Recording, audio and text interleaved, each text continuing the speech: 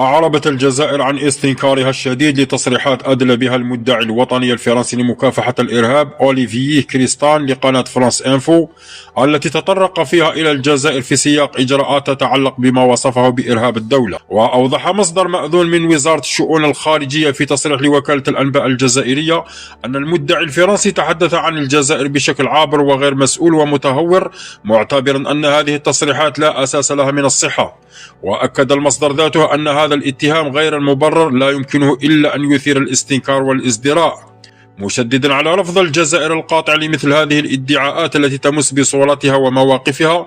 وأضاف المصدر أن هذه التصريحات تمثل تهجما يائسا على الجزائر في ظل ما وصفه بسياق فرنسي متأزم يسعى حسبه إلى البحث عن كبش فداء لمواجهة التحديات الداخلية التي تعيشها فرنسا. وعادت التوترات لتخيم على العلاقات بين الجزائر وفرنسا عقب تصريحات مثيرة للجدل أدلى بها المدعي العام الوطني الفرنسي لمكافحة الإرهاب أوليفييه كريستيان، تحدث فيها عن فتح قضايا تتعلق بما يعرف بإرهاب الدولة تشمل عدة دول من بينها الجزائر. وكشف المسؤول الفرنسي فتح 8 قضايا في هذا الإطار، ترتبط 5 منها أساسا بكل من الجزائر وروسيا، دون تقديم تفاصيل دقيقة حول طبيعة الوقائع المنسوبة لكل دولة. وأوضح أن هذه الملفات تتعلق بنمط محدد يتمثل في استهداف دول أجنبية لمعارضيها المقيمين في فرنسا بدل تنفيذ عمليات مباشرة ضد المواطنين الفرنسيين. ورغم إدراج الجزائر ضمن هذه القضايا، لم يربط المسؤول الفرنسي بين الجزائر وأي من الهجمات أو المحاولات الإرهابية الأخيرة في أوروبا، بما في ذلك حادثة استهداف مقر بنك أمريكي في باريس التي تشير المعطيات إلى ارتباطها بشبكات يشتبه في صلتها بإيران.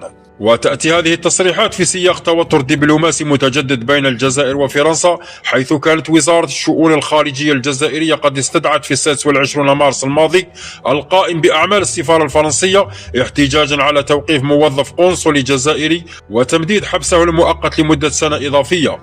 واعتبرت الجزائر أن هذا الإجراء يصعب تبريره أو قبوله وفق القوانين الدولية، كما عبرت عن استنكارها لما وصفته بالمعاملة المشينة، محذرة من تداعيات ذلك على العلاقات الثنائية. وتطرح هذه التطورات تساؤلات جدية حول مستقبل العلاقات الجزائرية الفرنسية في ظل تراكم الملفات الخلافية السياسية والقضائية واستمرار التصريحات التي تزيد من حدة التوتر بين البلدين.